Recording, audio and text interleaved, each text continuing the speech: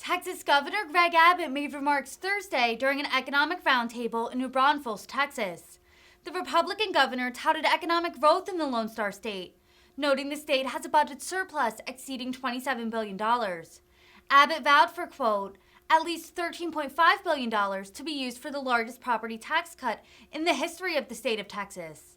He then took the opportunity to ding his opponent, Beto O'Rourke, saying, quote, we don't need anybody in the governor's office who's going to raise your taxes.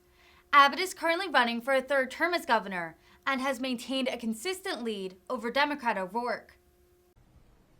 Well, thank you, Annie, and thank you to FIB for your endorsement. It means a lot to me because your endorsement truly represents the hardworking men and women of this entire state.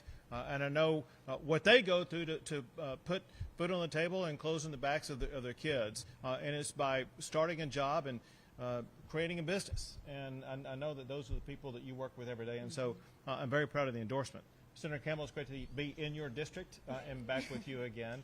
But Marcy, I really want to talk about you and your entire family. You all are a quintessential entrepreneurial family, and that is quintessential Texan. Texas is the premier entrepreneurial state in the United States, and it's because of people like you who make it that way. It's a work ethic. It's an inspiration. It's a perspiration. They may not have started with a lot, but they've made a whole lot because of the efforts they put into their business, because they had a dream and they were able to achieve their dream. That's what Texas is all about. Texas is the #1 state in America for opportunity.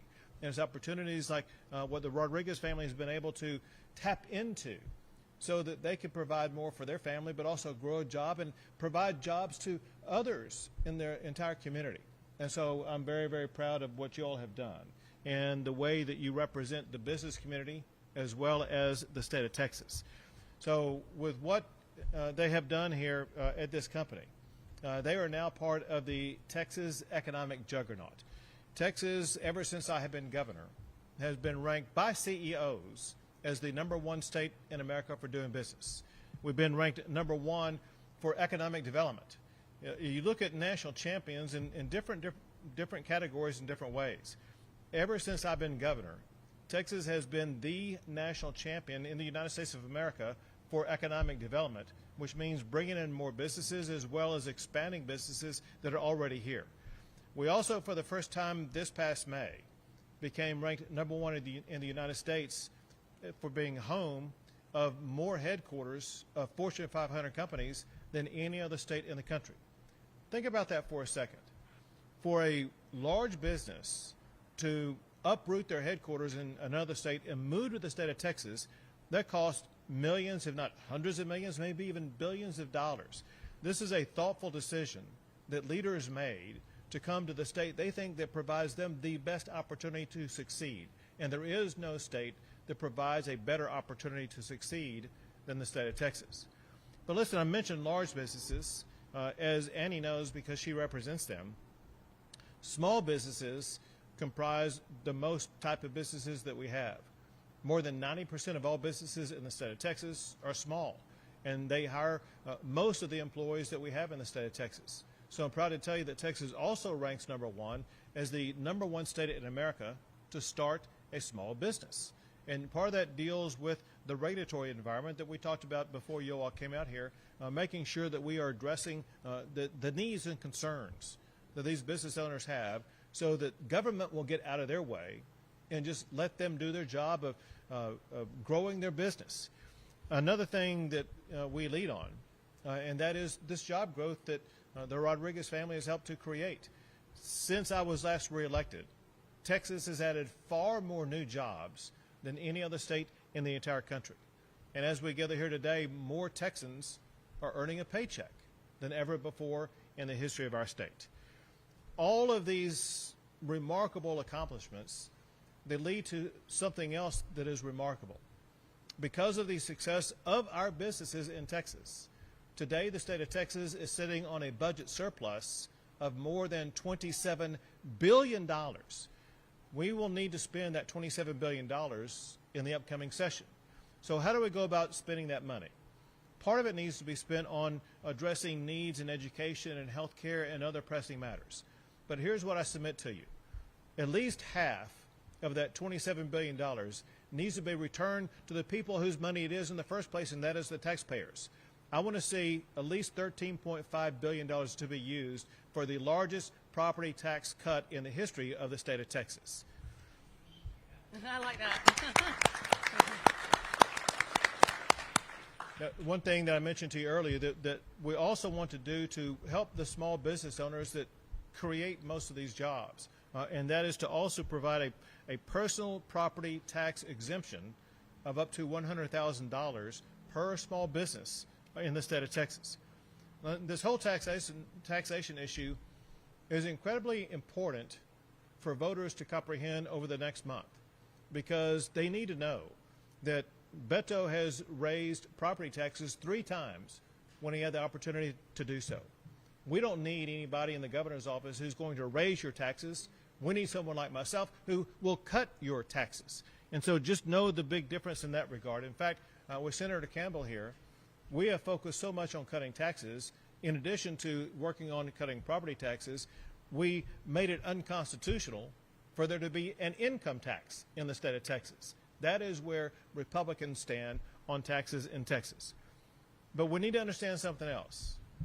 There are hundreds of thousands, maybe over 1 million jobs in the state of Texas that are connected with the energy sector, the oil and gas that is so important to industries across our country and across the world, but also oil and gas that helps lower the price of what you pay at the pump.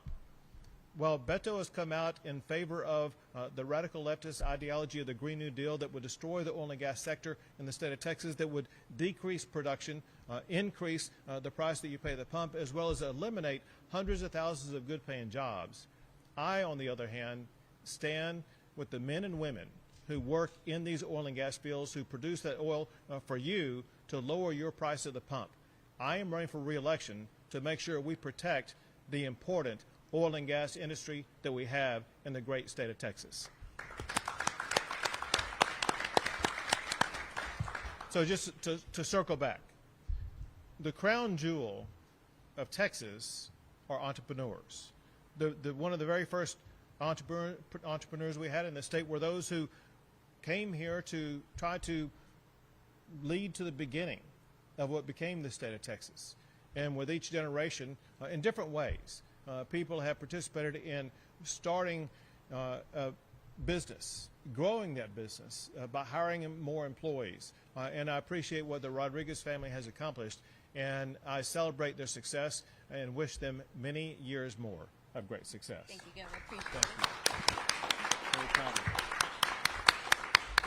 We'll take a few questions. Governor, the issue we hear about from small businesses a lot is hiring and staffing. If you drive around, you see a lot of more hiring signs here in Broncos and San Antonio. Is there anything the state can do to incentivize people to go back to work and fill those jobs? So first, I will tell you that at every location I've been to, including here today, people do talk about hiring and staffing. And we need to remember one reason for that, and that's because of the Biden bucks that were poured out to people, where people didn't have to go get a job, and they had all their bills taken care of by government relief that said, well, you didn't have to pay your bills. And so when you have literally millions of people getting money from the federal government and not having to pay your bills anymore, you have employers like this having to compete with the federal government for those employees. And that was completely wrong to begin with. Those programs are over. And we are working to make sure that especially businesses like this will have access to more employees, and we do that through programs that provide job skill training. There are job skill training programs as well as apprenticeship programs in industries just like this that will get workers up and running. I'll give you a very quick story about an African-American woman that I met in the Houston area who was actually homeless. And just after a few years of going through a job training program and working on the job, she went from being homeless to being a homeowner. And I asked her how much she was making, and she said what she was making. Mm-hmm. And I said, so a few years ago, you were homeless. Today, you're making more than the governor of Texas. That's the value of these job training programs that we're working on as we speak.